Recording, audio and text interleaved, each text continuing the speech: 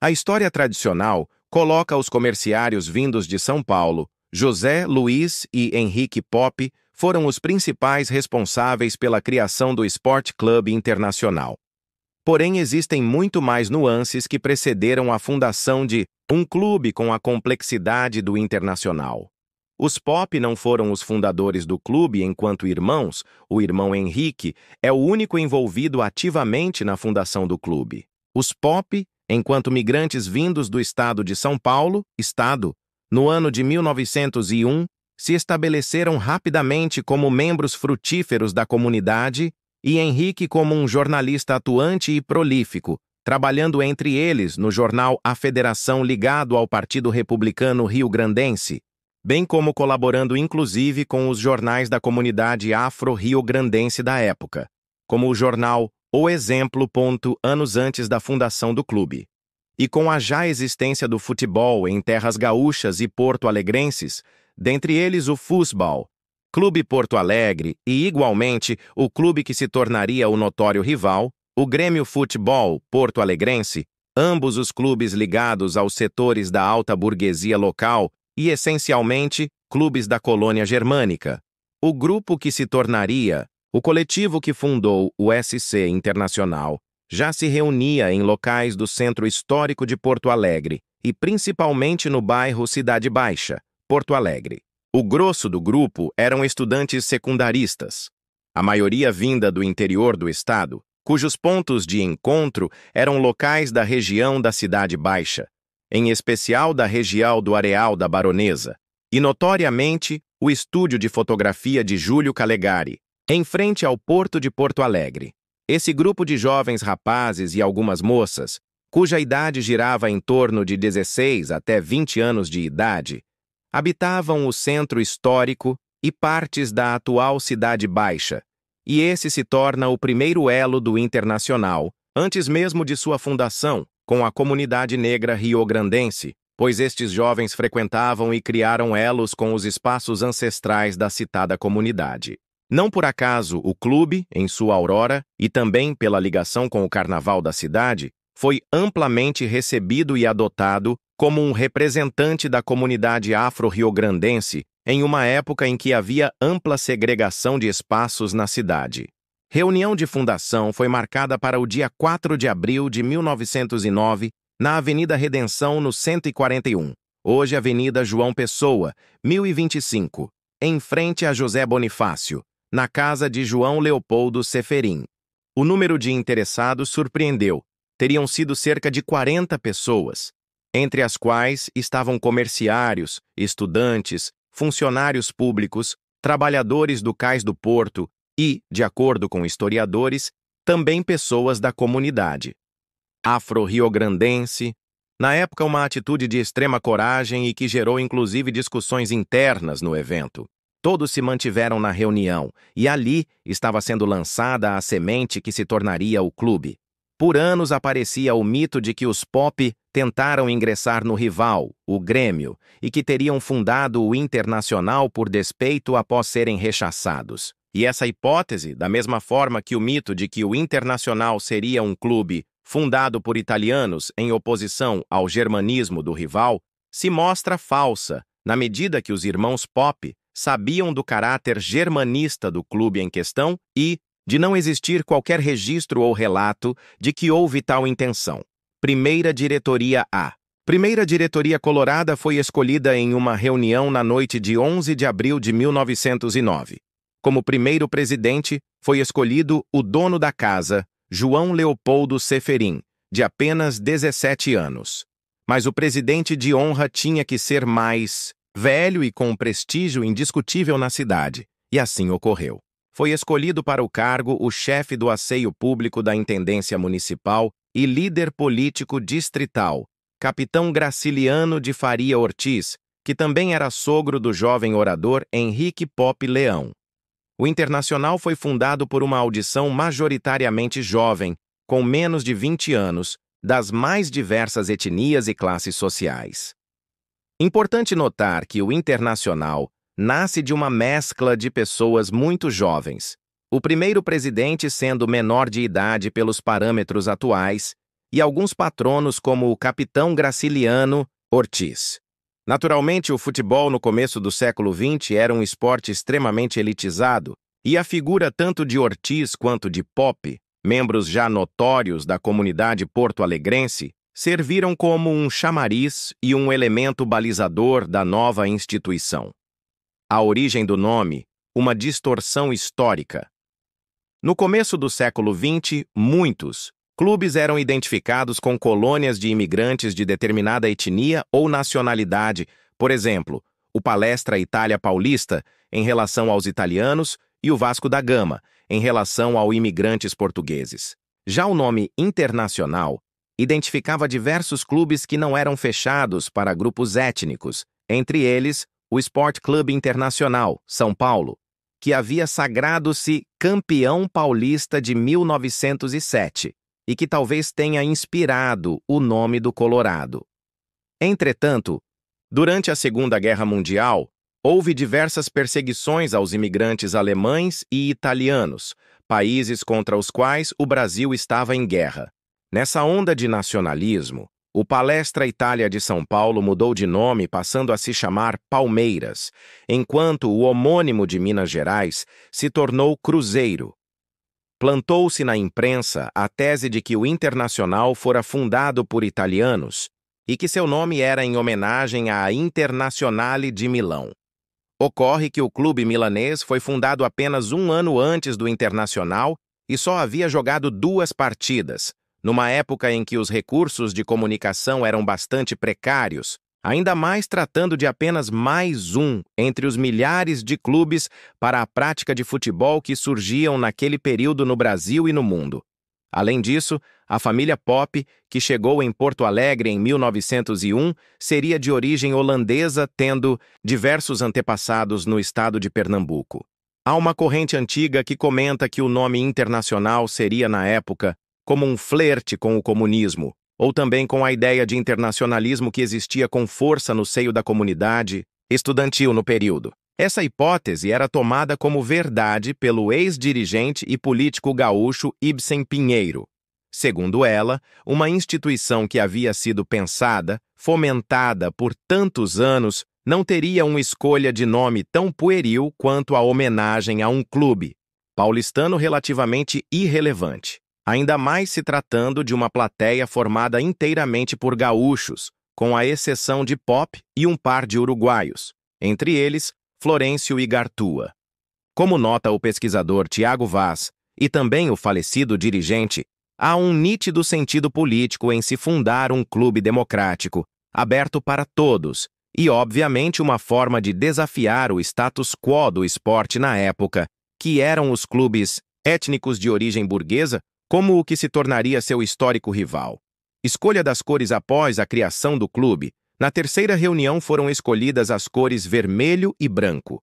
Todos os jovens que ali estavam também apreciavam o carnaval porto-alegrense e se dividiam entre os venezianos, de cores vermelho e branco, e a sociedade esmeralda, de cores verde e branco. Os venezianos eram maioria nesta reunião, e assim, o vermelho e branco ficou sendo a cor do novo clube, embora os Pop quisessem ainda acrescentar o preto, em homenagem à bandeira de São Paulo. Opção que, historicamente, não possui qualquer lastro histórico e que, especialmente na década de 30, na comemoração do centenário da Guerra dos Farrapos, onde o sentimento de gauchismo ou pertencimento estava aflorado, foi aclamada e utilizada como forma de tornar o clube menos gaúcho que o rival. O torcedor do Internacional é chamado de Colorado, em menção à cor vermelha da camisa do time. Há uma questão fundamental na formação do clube nessa reunião. Aqui ocorre a primeira cisão que se tornaria uma marca permanente no Internacional. Os representantes da Sociedade Esmeralda se colocam como um grupo presente minoritariamente dentro do clube, uma corrente cujo lastro histórico não sabemos o quão longo foi, mas que pode ter laços inclusive com o antigo presidente Antenor, Lemos dos anos 1920. Essa presença formaria no decorrer dos anos o espírito institucional do clube, amplamente democrático, ferrenhamente disputado, às vezes até mesmo à exaustão. O primeiro uniforme do Internacional foi feito por Humbertina Fachel, irmã de 2 fundadores do clube. A camisa possuía listras verticais simétricas vermelhas e brancas, gravatas nas 2 cores, calções brancos e meias pretas. Logo depois do insucesso contra o Grêmio, alguns meses após a fundação, e com a demissão do primeiro presidente, o Internacional adotou aquele que viria a ser seu uniforme atual. Camisas vermelhas, escudo na altura do coração, frisos brancos nas mangas e golas, calções e meias pretas, hoje brancas. Depois, vários modelos apareceram. A camiseta branca com uma faixa diagonal vermelha, a camiseta totalmente branca, calções e meias vermelhas. Meias cinzas. Além disso, os uniformes de treinamento também sofreram alterações, ultimamente aderindo às cores dourada, além do cinza. Primeiro distintivo do Sport Clube Internacional era formado com as iniciais SCI, bordadas em vermelho sobre fundo branco, sem a borda também vermelha que apareceu logo em seguida. Foi na década de 1950 que aconteceu a inversão, com a combinação de letras passando a ser branca sobre fundo vermelho. Em 1977, são acrescentadas 2 estrelas em cima do escudo, em referência aos 2 títulos brasileiros. Em 1979, uma nova estrela envolta em louros é adicionada para lembrar o tricampeonato invicto. Em 1992, com a conquista da Copa do Brasil, o escudo passa a ser adornado com 4 estrelas. Ao vencer a Copa Libertadores da América, em 2006, uma 5ª estrela é colocada sobre as outras. Em virtude da conquista da Copa do Mundo de Clubes da FIFA, o escudo do Internacional passou por uma reformulação. O clube ostentava 6 estrelas no peito, 3 do Campeonato Brasileiro, uma da Copa do Brasil, uma da Copa Libertadores da América e outra da Copa do Mundo de Clubes da FIFA, as quais foram substituídas pela Tríplice Coroa, que é composta das conquistas da Copa Libertadores da América, Copa do Mundo de Clubes da FIFA e Recopa Sul-Americana, e por 2 ramos de louro na base do escudo, representando o título brasileiro de 1979, sendo este de forma invicta. No ano do centenário do clube, optou-se por uma forma mais limpa, com o distintivo ganhando uma borda com os dizeres SC Internacional 1909, eliminando outros acréscimos. Primeiras partidas.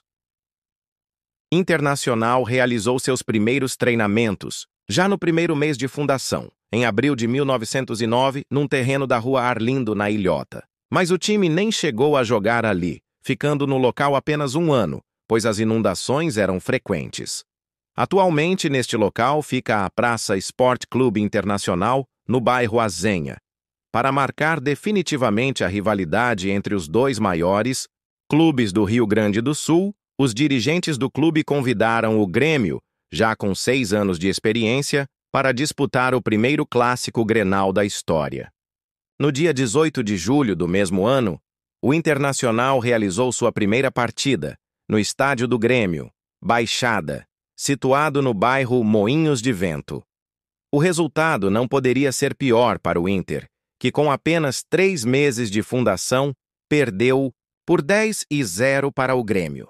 No dia 7 de setembro de 1909, com 5 meses de vida, o Internacional obteve seu primeiro empate contra uma equipe considerada de primeira linha na época, 0-0 contra o Militar Football Club, que no ano seguinte seria o campeão citadino.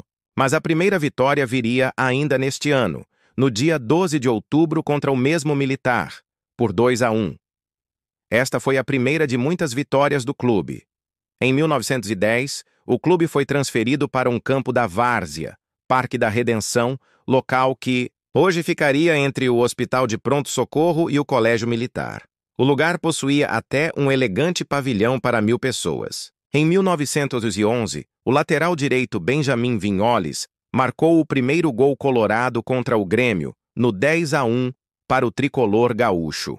Expulso da Várzea, o Inter foi procurar um outro campo e, em 1912, o novo presidente do clube, Júlio Selig, conseguiu alugar um campo em uma alameda próxima ao início da rua José de Alencar, a Chácara dos Eucaliptos. Em 1928, o dono da chácara resolve colocá-la à venda e dá prioridade ao Inter, que não possuía o dinheiro para realizar a compra. No ano seguinte, o presidente recém-eleito, Ildo Meneghetti, encontra um terreno disponível na rua Silveiro, bairro Menino Deus, e o compra. Naquele local foi erguido o primeiro estádio, conhecido como Estádio dos Eucaliptos. O estádio, inaugurado em março de 1931, possuía gramado de futebol, instalações sociais, ginástica e outros esportes. Primeiros títulos intercampeão, do Citadino de Porto Alegre de 1922. Em 1913, o Internacional conquistou seu primeiro título, e de forma invicta, o do Campeonato Metropolitano de Porto Alegre. Esse feito seria repetido no ano seguinte, em 1914. Apesar dos progressos, o incômodo dos grenais permanecia e perturbou a vida de colorados até 1915, quando finalmente venceu o Grêmio por 4-1. O dirigente Antenor Lemos gritava: "Está quebrado o lacre. Está quebrado o lacre." Em julho de 1916, o Inter aplicou mais uma goleada no rival, 6-1, já na Chácara dos Eucaliptos. O ponta-esquerda, Francisco Vares, o grande herói colorado na partida, fazendo todos os 6 gols do Inter. Nesta primeira fase do Internacional, a importância dos estudantes foi tanta que os campeonatos citadinos vencidos sucessivamente em 1913 a 1916, de forma invicta, e 1917 só foram interrompidos em 1918, por força do surto da febre espanhola. As escolas e as faculdades suspenderam as aulas com receio de contágio, e o Internacional ficou praticamente sem time. A partir da década de 1920, o Inter abriria a sua sede e daria lugar no seu time aos jogadores que pertenciam às muitas ligas que organizavam competições entre clubes representativos de negros, a famosa Liga da Canela Preta, por exemplo, de funcionários públicos, de funcionários do comércio e de estivadores. Em 1928, um jogador negro veste pela primeira vez a camisa colorada. Chamava-se Dirceu Alves e atuava na defesa. Multicampeão metropolitano, faltava ao Internacional o reconhecimento estadual. Isso aconteceu em 7 de setembro de 1927, quando o Inter sagrou-se campeão gaúcho pela primeira vez, ao vencer o Bagé no Estádio da Baixada, antigo estádio do Grêmio, por 3-1, em 2 tempos de 40 minutos. Nessa época, o campeonato gaúcho era decidido entre o campeão da capital e o campeão do interior. Primeiro estádio no ano de 1928, o Asilo da Providência, dono da Chácara dos Eucaliptos, resolveu vender o terreno, dando preferência ao Internacional, embora o preço fosse alto. Mas o Inter não se interessou pelo terreno e, sem sede, esteve próximo de fechar as portas, até que o engenheiro Ildo Meneghetti iniciou uma campanha de arrecadação de dinheiro para comprar um terreno no bairro Menino Deus. Depois de 20 anos utilizando campos alheios, o Colorado finalmente adquiria uma propriedade. O Estádio dos Eucaliptos, com suas arquibancadas de madeira que abrigavam aproximadamente 10.000 pessoas, já era uma realidade. No dia 15 de março de 1931, o Internacional inaugurava o majestoso Estádio dos Eucaliptos. Nada melhor do que convidar o Grêmio para a primeira partida no novo campo. No Grenal de inauguração, deu Inter 3-0 no rival, todos os gols marcados por Javel. Em reconhecimento ao seu grande esforço, o Internacional homenagearia o presidente Ildo Meneghetti, anos mais tarde com o título de patrono colorado. O Estádio dos Eucaliptos seria a Casa Colorada até o aparecimento do Beira-Rio, em 1969. Ainda no ano de 1931, o clube faria a sua primeira viagem fora do Rio Grande do Sul e também a primeira fora do Brasil.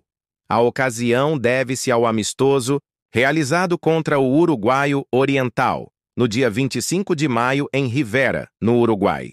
O Internacional venceu a partida amistosa por 4-2. Começa a grande mudança social do clube. Com o segundo título estadual em 1934, os jogadores já recebiam alguma forma de remuneração para jogar futebol. O time não era mais formado por tios, primos, filhos e amigos da família. Estavam em campo jogadores das ligas periféricas, gente mais simples, alguns pobres e negros. Também foi nesta época que se construía a eterna rivalidade do futebol gaúcho. Rolo Compressor equipe do Internacional em 1942, ano em que o Rolo Compressor conquistou seu terceiro campeonato gaúcho consecutivo. Do time titular, cita-se o goleiro Ivo Vink, os zagueiros Alfeu e Nena, os três médios Assis, Ávila e Abigail, e o ataque de Tesourinha, Russinho, Vilauba, Rui e Carlitos.